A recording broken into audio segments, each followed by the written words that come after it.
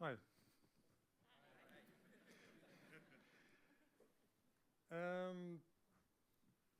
So how does microfinance fit into a private investment portfolio?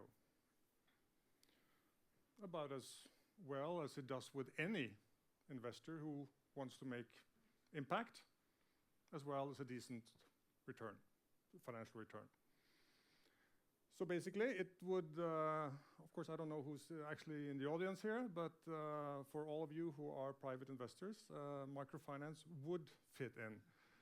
It's just a matter of who you choose to invest with. And of course, this is not a sales pitch, but NMI would be a good choice. But right now we've filled up Fund 3, so but we're happy to have you call us, or we call upon you when we start fundraising for Fund 4. Isn't that right, Ole? Yes, Ole, the CFO, is sitting right there, so you may get in touch with him if you have some loose change, $1 million or above. Now, the story of NMI is has a sort of a funky start, in that I heard of microfinance in Davos around 2003 and 4. Was a little hesitant about whether we could actually engage in it or how.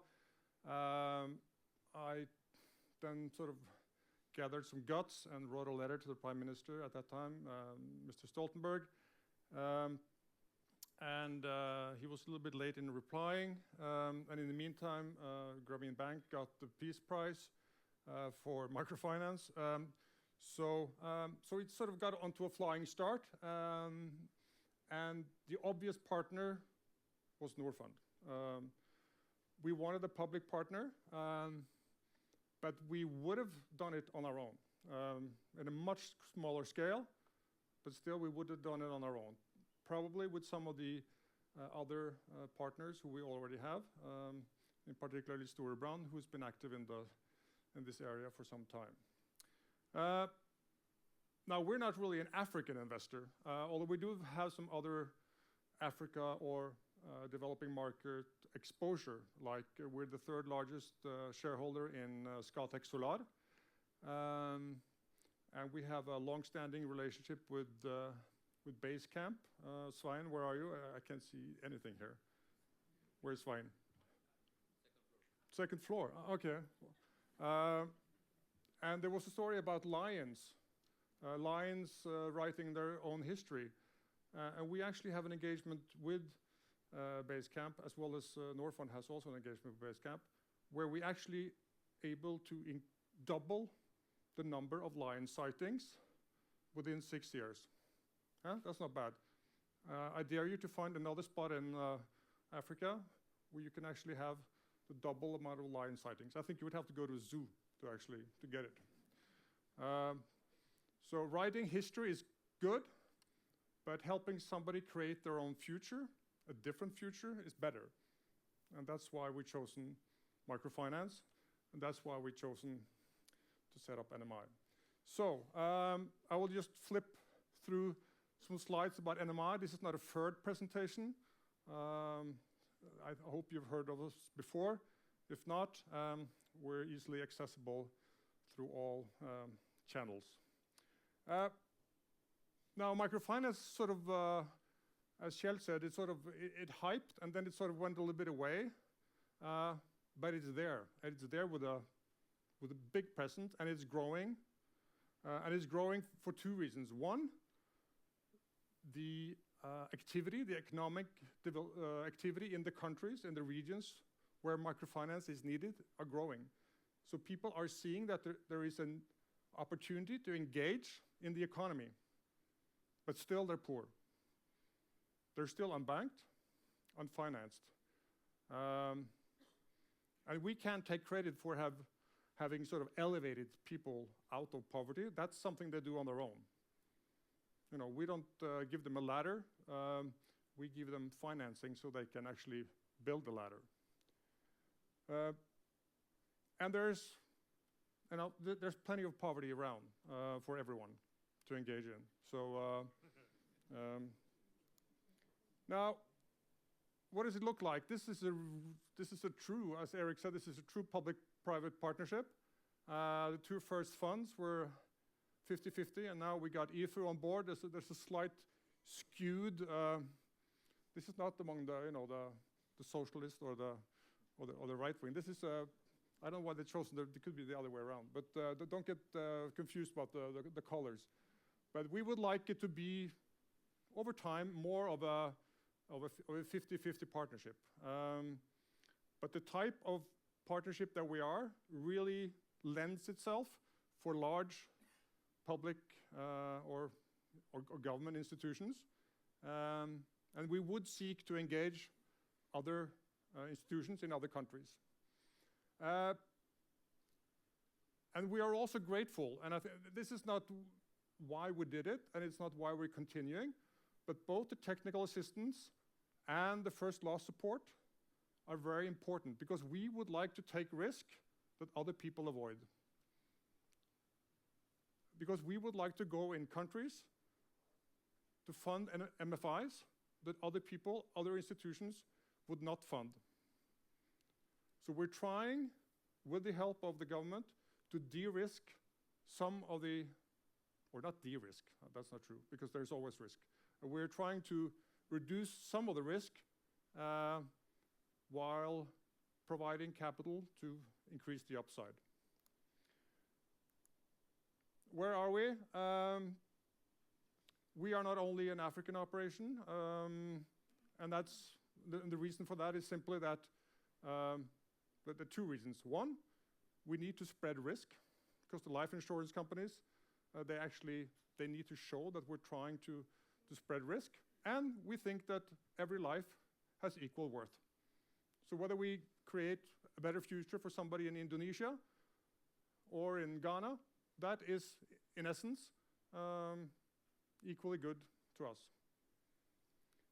You see the total investment so far, and you see we've tried to concentrate in some regions. That's something Norfund has taught us, to have some focus on the ground, to be able to improve quality and improve scale. Now, we haven't talked much about Indonesia, but just to give you a little bit of flavor on the challenge that Eric mentioned of the cost of running a microfinance operation, when the distance from one end of Indonesia to another equals the distance from Washington, D.C. to Anchorage.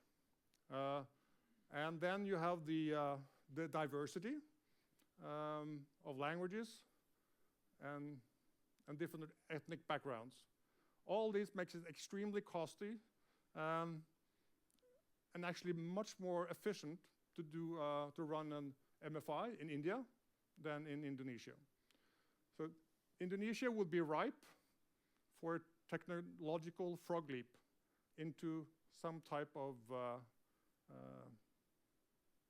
mobile technology that would actually enable us to spread the best MFI into other islands. Numbers. Everybody's interested in numbers, and here's the numbers from NMI, and they're very conservative. If I would pitch you as a fund, I would pitch you on individual and not aggregate estimates. I would show you exactly what investments we have done, and you will see that each and every one of them has at least on the equity part, has the potential for a double-digit return. Now these are conservative because they're estimates, and they're conservative because they're in dollars. As Sverre Torne showed you, he had 11%, and he's invested in the same fund, but he showed kroner. But we invest in dollars, and we would like to compete internationally for funds. So that's where we are. Now, fund number 3, still early days, but the equity part is larger because we actually want to act as owners there, and we see, of course, then an estimate for better returns. So, social results. Now that is a challenge. How do you actually measure impact? It's a huge challenge, and we must admit that at this point we're counting. We're adding up the number of clients we meet. And that is in and of itself valuable. And you see that the number is rising, and we'll surpass the population number of Norway probably sometime this year.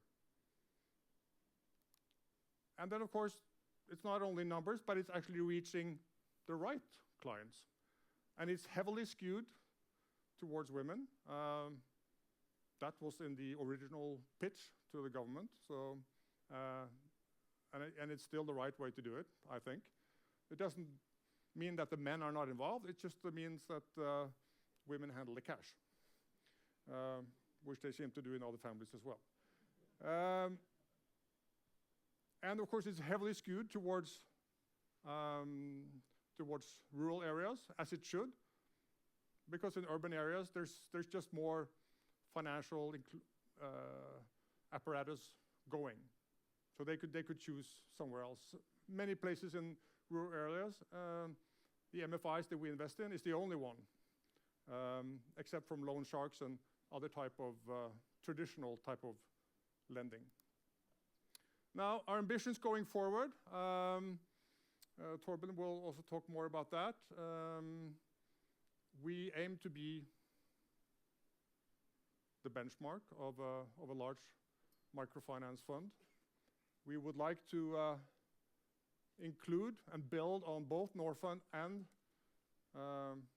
IFU. We'll expand the local presence. We'll have more people on the ground employed by NMI. And by the way, NMI will now change to Nordic Microfinance. It's a little bit, okay, well, you know.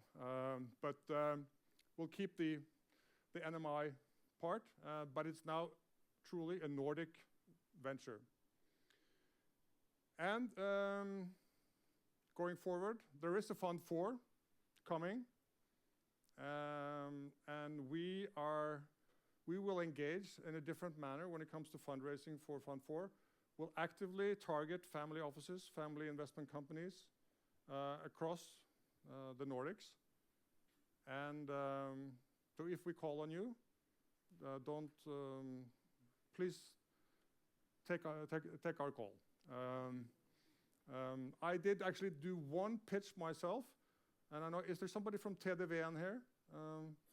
Still, I can't see anything. But there's a family office on the West Coast who initiated Skagen-fondene, who's perhaps the most successful fund in Norway or fund structure. And they saw that, well, what they had, the risk that they could take, the initiatives that they could engage in, the competence that they could provide, they could also provide for a microfinance fund. So they are, in addition to Ferd, they're the only, call it, other family investment house engaged. I think this would be very, not only important because it changes the future of lives in countries where you need it, but it might actually change the future of your life. It might change the future of your kids. If you have people who want to work in the industry, if they're inheriting a large amount of wealth, having an impact in addition to the return, to the financial return, will become more and more important. So if you can show that your investments actually make a difference on the ground, I think you will be able to reach the next generation.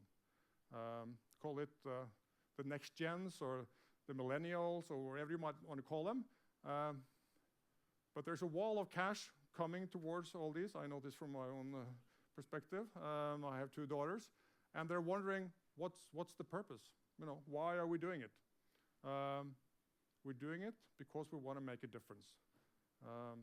But we still want to create a financial return, because otherwise we can't go on making a difference. Thank you.